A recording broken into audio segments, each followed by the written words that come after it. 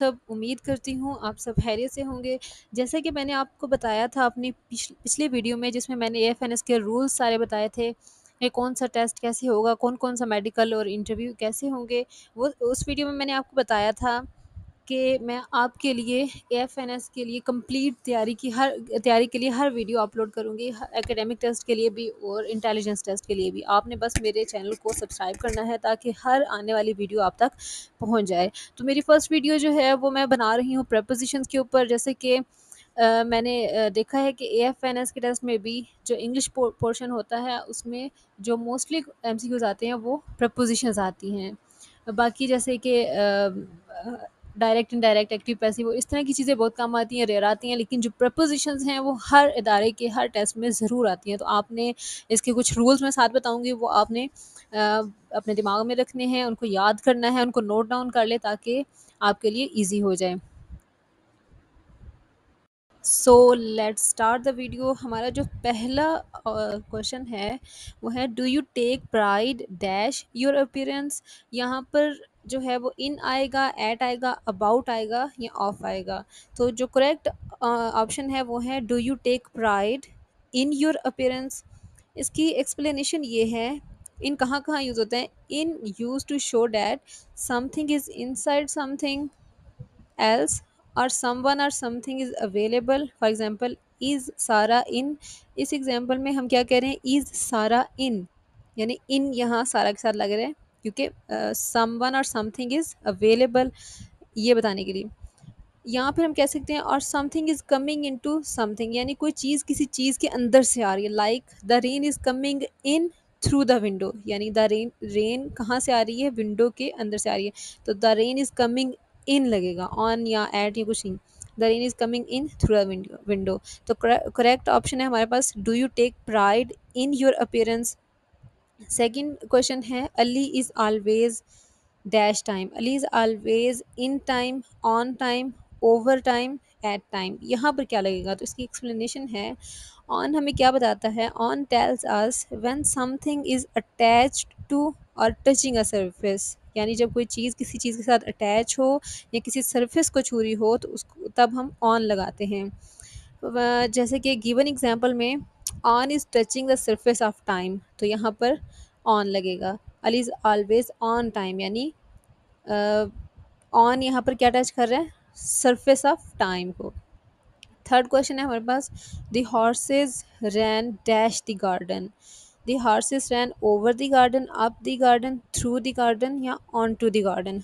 तो हमारे पास जो करेक्ट आंसर है वो है थ्रू, ऑप्शन सी।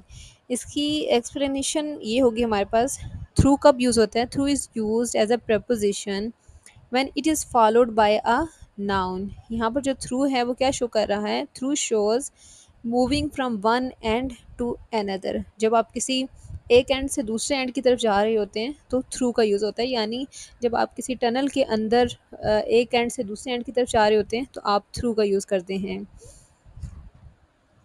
नेक्स्ट हमारे पास क्वेश्चन नंबर 4 है, the show starts dash midnight. The show starts, option है हमारे पास, at midnight, by midnight, on midnight या टू मिडनाइट। तो यहाँ पर करेक्ट ऑप्शन हमारे पास एट आएगा, एट मिडनाइट। एट जो है बेसिकली यूज़ होता है स्पेसिफिक टाइम्स के लिए, यानी at 5 o'clock, at noon, at midnight, इस तरह के जितने भी टाइम्स आएंगे उनके साथ एट यूज़ होता है। और अगर हम यहाँ पर ऑन देखें, ऑन मिडनाइट, तो ऑन जो है वो नहीं लगेगा क्योंकि ऑन होता है डेज़ या डेट्स के लिए, यानी ऑन मंडे, ऑन 5th अगस्त या इस तरह से, मतलब कोई भी डेट आ रही है तो उसके साथ हम ऑन का यूज़ करते हैं। और जो टू है वो डायरेक्शन के लिए होता है, टाइम के लिए नहीं होता। और बाय अगर लगाएंगे तो सेंटेंस का मीनिंग जो है वो चेंज हो जाएगा। तो करेक्ट ऑप्शन है हमारे पास एट। नेक्स्ट क्वेश्चन है, we made it dash time. इस तरह का एक ऑप्शन एमसीक्यू हमारे पास पीछे भी गुजरा है जिसमें था, Ali is always dash time, तो उसमें हमने इनका इस्तेमाल किया था। जब भी हमने किसी चीज़ को बताना हो कि वो टाइम के अंदर अंदर हुई है तो हम इन का इस्तेमाल करते हैं, Ali is always in time, उस टाइम के अंदर वो आते हैं। इसी तरह यहाँ पर भी we made it in time, in जो है वो हमारा करेक्ट ऑप्शन होगा। ऑन जो है वो तब यूज़ होता है जब हम किसी चीज़ को मुकम्मल वक़्त पर करने के लिए बोलें कि वो मुकम्मल वक़्त में वो काम करता है। लेकिन जब हमने बताना हो कि वो कोई काम उस वक़्त के अंदर-अंदर कर रहा है तो हम इन का इस्तेमाल करते हैं, और उस वक़्त को मुकम्मल वक़्त होने पे वो काम करे तो ऑन का इस्तेमाल करते हैं। तो यहाँ पर करेक्ट ऑप्शन इन होगा। बाकी जो इसमें ऑप्शन गिवन है वो करेक्ट ऑप्शन नहीं है, उससे सेंटेंस चेंज हो जाएगा। अगर हम एट टाइम लगाते हैं तो वो रॉन्ग फ्रेज़ हो जाएगा, थ्रू टाइम लगाते हैं वो भी यहाँ पर करेक्ट ऑप्शन नहीं है, उससे भी सेंटेंस गलत हो जाएगा। नेक्स्ट क्वेश्चन है हमारे पास बी देयर। नेक्स्ट क्वेश्चन है be there dash noon dash we will be late. तो यहाँ पर दो खाली जगह हमारे पास जिनको हमने फिल करना है। तो जो करेक्ट आंसर है हमारे पास वो है ऑप्शन नंबर ए, यानी बाय, और ये दोनों लगेंगे इनमें, क्योंकि बाय नून लगेगा, नॉट लेटर देन नून, यानी नू दोपहर से लेट नहीं होना चाहिए। Be there by noon, by लगता है जब कोई चीज़ उस टाइम के बाद ना करनी हो, नॉट लेटर देन नून यानी दोपहर से पहले पहले, दोपहर के बाद वो काम नहीं करना।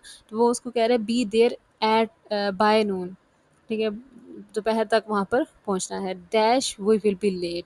अब यहाँ पर सेकंड जो हमारे पास है वो और लगेगा, यानी और तब लगता है अगर जैसे इफ़ देन की कंडीशन होती है, अगर ये होगा तब वो होगा। तो वो पीछे हमने कहा है कि बी देयर बाय नून, दोपहर तक वहाँ पर पहुँचना है, या फिर वी विल बी लेट, हम लेट हो जाएंगे, और लगेगा इफ़ और देन की कंडीशन यहाँ पर लगी है।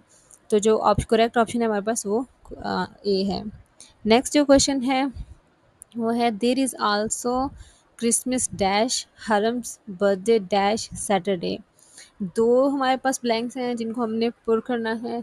तो अगर हम देखें तो हमारा जो करेक्ट ऑप्शन होना चाहिए उसमें जो सेकंड वाला हो फिल इन द ब्लैंक्स को फिल करने के लिए, वो ऑन होना चाहिए, क्योंकि जो सैटरडे आ रहा है उसके बाद और कोई भी डेज़ या डेट्स हो तो उनके साथ ऑन लगता है।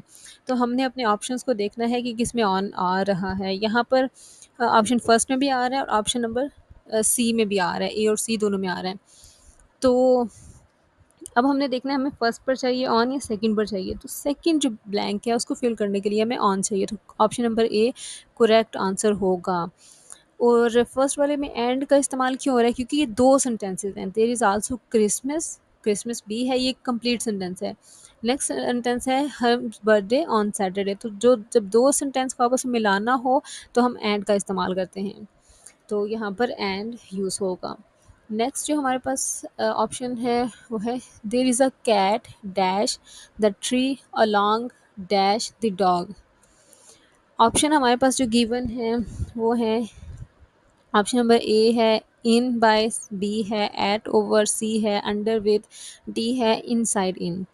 तो हमने यहाँ पर करेक्ट ऑप्शन कौन सा बनेगा हमारा, there is a cat under the tree along with the dog. Under हमारे पास पोजीशन बता रहा है उसकी, अंडर द ट्री यानी कैट कहाँ पर है, अंडर द ट्री, पोजीशन बताई जा रही है कैट की। Along dash the dog, along with the dog. अब यहाँ पर विद अलॉन्ग विद यूज़ हो रहा है, यानी किस चीज़ के साथ है, टुगेदर विद डॉग के साथ। फर्स्ट वाले में पोजीशन बताई जा रही है कि वो बिल्ली कहाँ पर है, और सेकंड वो किसके साथ है, तो साथ के लिए हम विद का इस्तेमाल करते हैं। तो करेक्ट ऑप्शन हमारे पास होगा अंडर विद। नेक्स्ट जो क्वेश्चन है वो है when I sleep I have to get my books dash the bed. Option है हमारे पास in, into, on to, off, O double F वाला off. When I sleep I have to get my books in the bed, into the bed, on to the bed या off the bed. तो यहाँ पर हम देखें first option है हमारे पास इन। इन मैंने पीछे भी बताया आपको कि इन प्रपोजिशन यूज़ होता है जब कोई चीज़ किसी चीज़ के अंदर हो, ठीक है, तब हम इन को इस्तेमाल करते हैं। अब किताब में तो बेड के अंदर नहीं होगी। नेक्स्ट हमारे पास इनटू, इनटू तब यूज़ होता है जब कोई चीज़ किसी चीज़ के अंदर मूव कर रही हो, मूविंग इनसाइड। नेक्स्ट ऑप्शन है ऑन टू। ऑन टू तब यूज़ होता है जब कोई चीज़ हमने किसी टॉप पर रखनी हो, पुटिंग ऑन टॉप ऑफ, या फिर मतलब यहाँ पे ये अपोजिट मीनिंग देगा, क्योंकि हमने जो बुक्स हैं वो बेड के टॉप पर नहीं रखनी, हमने क्या करना है वहाँ से रिमूव करनी है। When I sleep I have to get my books off the bed, O double F, off the bed. Off the bed, off का क्या मीनिंग होता है प्रपोजिशन में? इसका मतलब होता है जब कोई एक चीज़ अपनी हालत में है उसे उस हालत से रिमूव करना, यानी उसकी पोजीशन चेंज कर देना, उसकी उस हालत से डिसकंटिन्यूएंस कर देना from the previous state. So यहाँ पर जो करेक्ट ऑप्शन होगा वो ओ डबल एफ, ऑफ होगा। नेक्स्ट हमारे पास क्वेश्चन नंबर 11 है, the eagle flew low dash our heads. Option है हमारे पास over, sorry, under, at, over, by.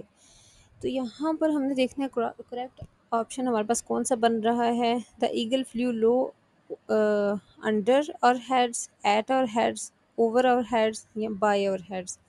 तो करेक्ट ऑप्शन जो है वो हमारे पास ओवर है, because the eagle is above और हेड्स।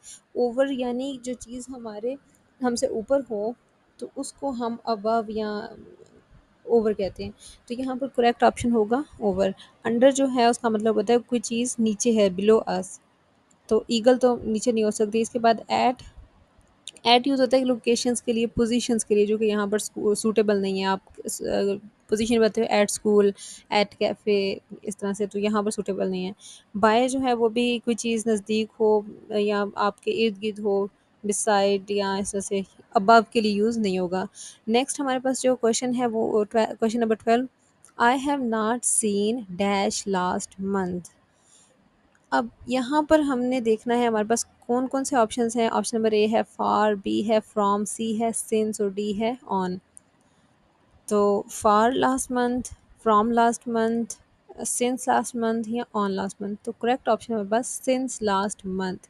सिंस और फार का इस्तेमाल हर स्टूडेंट को आना चाहिए जब कोई डेट या डे कंफर्म बता दिया जाए। सिंस 2 इयर्स, 2 इयर्स, अब हमें पता है कि 2 सालों की बात हो रही है तो हम सिंस लगाएंगे।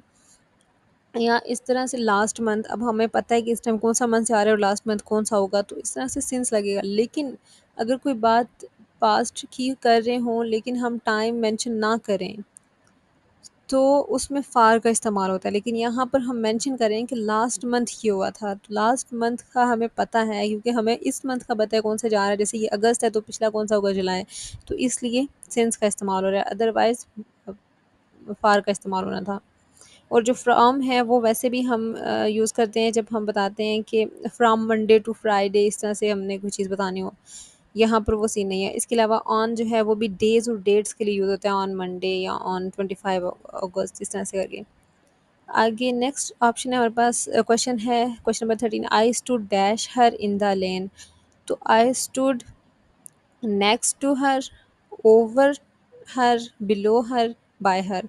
अब यहाँ पर हम ऑप्शन देखें, ओवर को कर लें हम, तो ओवर मैंने बताया अबव, जब आपकी चीज़ कोई ऊपर अबव हो, मूवमेंट कर रही हो, तो वो उसके लिए यूज़ होते हैं। तो यहाँ पर वो चीज़ वो सीन नहीं है। बिलो होता है कि आपसे नीचे कोई हो, लोअर इन लेवल, ये वो भी यहाँ पर फिट नहीं आता। बाय जो है वो भी कोई चीज़ आपके नियर हो या बिसाइड हो, उसके लिए हम यूज़ करते हैं। मतलब बाय भी यहाँ पर यूज़ हो सकता है किसी सेंस में, बट वो इतना एक्यूरेट नहीं होगा जितना मोस्ट सूटेबल नेक्स्ट टू होगा। Next to means beside someone. तो I stood next to her यानी उसके इर्द गिर्द, हर इन द लैन। तो बिसाइड समवन किसी के इर्द गिर्द होना, तो ये नेक्स्ट टू वो मीनिंग दे रहा है। नेक्स्ट हमारे पास क्वेश्चन है question number 14, we want wasted all the crockery dash the dinner. यहाँ पर ऑप्शन नंबर ए है बाय, बी है बिटवीन, सी है आफ्टर और डी है eight.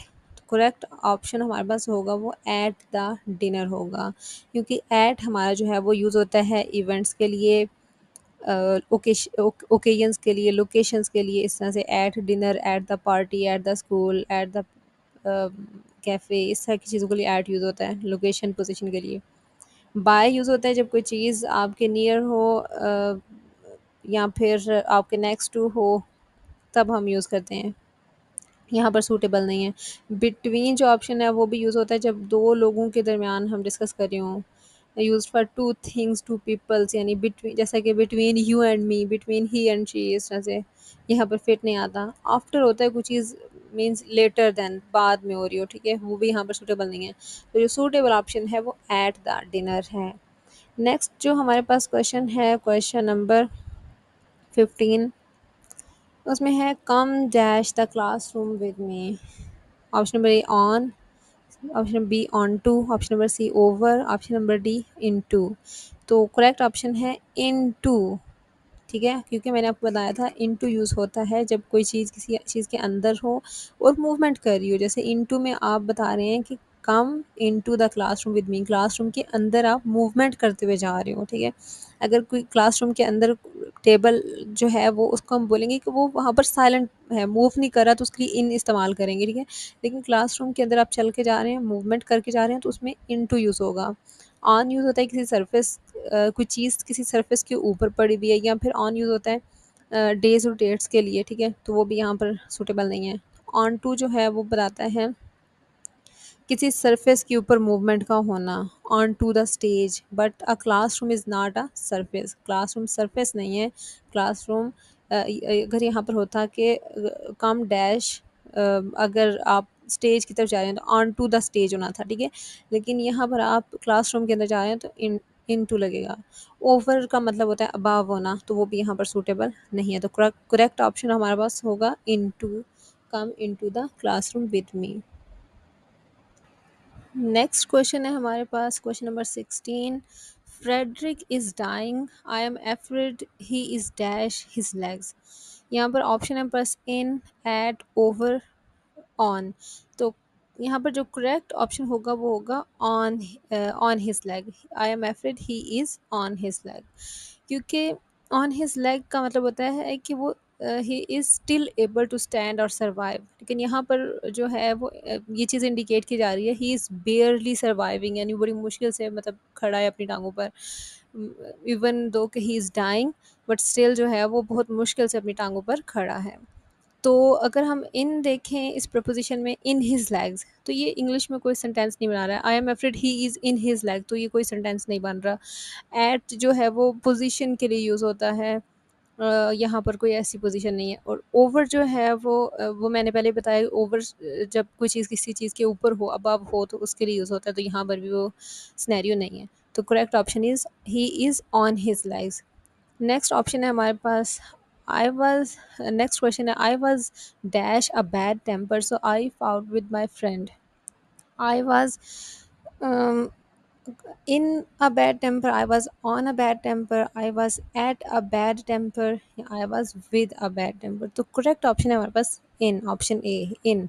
I was in a bad temper, ये हमारा करेक्ट ऑप्शन होगा, क्योंकि इन जो है वो इस तरह के जो हमारे होते हैं, जैसे कि हम, जैसे मैं हमारी सिचुएशंस को बताते हैं कि मैं गुस्से में हूँ, मैं खुश हूँ, या मैं जल्दी में हूँ। शी वाज इन अ हरी, या I am in a trouble. तो इन जो है वो इस तरह की चीज़ों में यूज़ होता है। ठीक है, ऑन यहाँ पे क्यों नहीं यूज़ हो सकता है, क्योंकि on a bad temper incorrect sentence होगा, इंग्लिश में ऐसा सेंटेंस नहीं होता। एट जो है is not used with temper, temper के साथ भी एट यूज़ नहीं होता।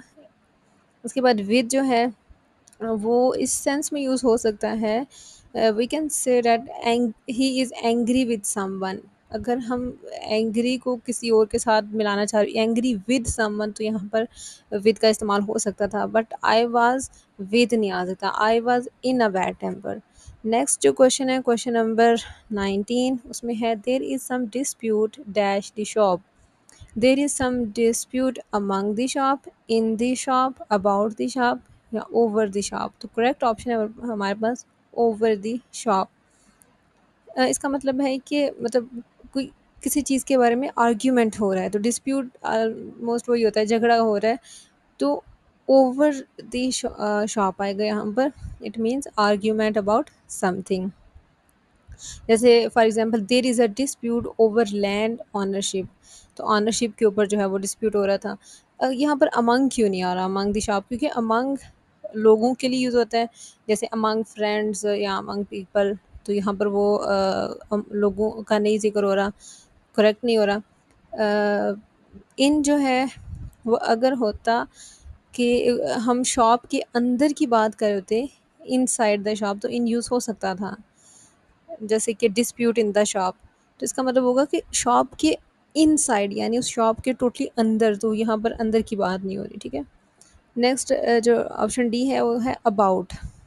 About sometimes possible like dispute about money, जब आप डिस्प्यूट बता रहे हो कि झगड़ा किस वजह से हो रहा है, पैसों की वजह से, तो बीच में आप अबाउट यूज़ कर सकते हो, डिस्प्यूट अबाउट मनी, ठीक है।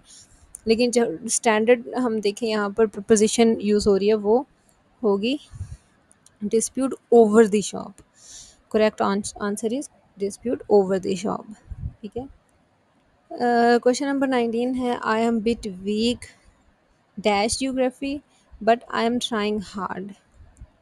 ऑप्शन ए है I am bit weak at geography, या फिर इन जियोग्राफी, या ओवर जियोग्राफी, या ऑन जियोग्राफी। तो अगर हम ऑप्शन ए देखें, एट, एट जो है वो समटाइम यूज़ होता है like I am good at maths. लेकिन अगर यहाँ पर हम वीकनेस की बात करें, ठीक है, वीकनेस के साथ जो है the natural use is weak in, I am weak in geography. अगर मैं बता रही होती कि आई एम गुड, तब लग सकता था at, I am good at maths, I am good at English. But यहाँ पर वीकनेस की बात हो रही है, उसके साथ जो बेस्ट ऑप्शन है वो इन आएगा, option number B.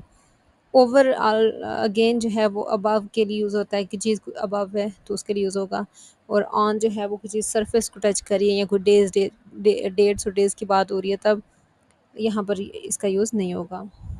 Next question number 20 है I can't even think dash travelling dash public bus.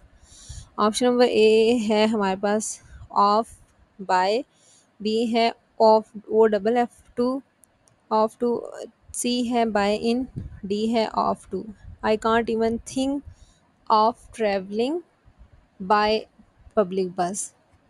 यहाँ पर जो थिंक है, थिंक के साथ मोस्टली ऑफ का यूज़ होता है। करेक्ट फ्रेज बनेगा थिंक ऑफ, यानी किसी चीज़ के बारे में कंसीडर करना अपने माइंड के अंदर, to consider something in in mind. तो थिंक ऑफ एक करेक्ट फ्रेज है, ठीक है। और जो दूसरा है ट्रैवलिंग बाय बस, ये correct preposition for mode of transport. By का इस्तेमाल हम कब करते हैं, मोस्टली जो है वो जब मोड ऑफ ट्रांसपोर्ट की बात कर रही हूँ तो तब हम बाय का इस्तेमाल करते हैं, बाय बस, बाय ट्रेन, इस तरह से करिए। तो बाकी जो हैं जैसे नेक्स्ट क्वेश्चन है हमारे पास, question number 21, don't depend dash others. तो ये हमारे पास एक स्टैंडर्ड फ्रेज भी है। डिपेंड के साथ कौन सा प्रपोजिशन लगता है, डिपेंड ऑन लगता है। हमारे पास चार ऑप्शन से upon, on, on to, for. तो जो है ये एक किस्म का ये फ्रेज़ है डिपेंड ऑन, ठीक है, तो इसलिए ऑन लगेगा। इसके अलावा जो अपॉन है समटाइम ये भी पॉसिबल है फॉर्मल इंग्लिश के अंदर डिपेंड अपॉन, लेकिन यहाँ पर जो मोस्ट सूटेबल है वो ऑन है, और ऑन जो है वो मोर कॉमन है देन अपॉन से, तो यहाँ पर ऑन लगेगा। ऑन टू इसलिए नहीं लगा क्योंकि ऑन टू जो है वो डायरेक्शन या मूवमेंट का बताता है, ठीक है, यहाँ पर वो करेक्ट नहीं होगा।